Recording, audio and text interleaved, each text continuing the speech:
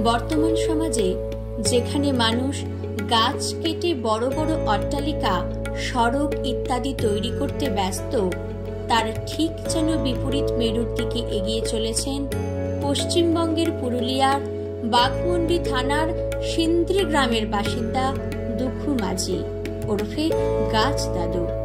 গাছ থাকলে বাঁচবে পুরুলিয়া, বাঁচবে পৃথিবী, বাঁচবে বাংলা। এই মন্ত্রে দীক্ষিত হয়ে তারপর আর থেমে থাকেননি। ধুধু প্রান্তরে শুরু হলো গাছ লাগানোর কাজ। প্রখর রোদ যখন পুরুলিয়াকে একেবারে শুষে নিতে চায়, তখন দুপুর গাছ ছায়া দেয় ক্লান্ত পথিককে। 5 দশকে প্রায় 5000-এর বেশি গাছ বসিয়ে ফেলেছেন গাছ দাদু।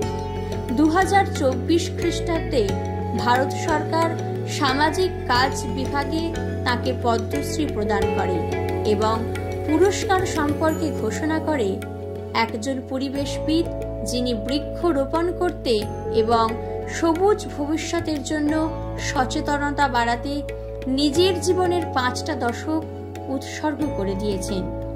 এই গাছ দাদুকে ওরফে মাননীয় দুঃখু মাঝি মহাশয়কে উড়ান মানব সম্মাননা দিতে পেরে আমরা গর্বিত। খেলার যেমন খুব সুন্দর হয়, সেটা আমি ভালোভাবে বলছি বা আশীর্বাদ বলছি, এটা আরো বেশি উন্নতি যেমন হয় সেটা আমি আশীর্বাদ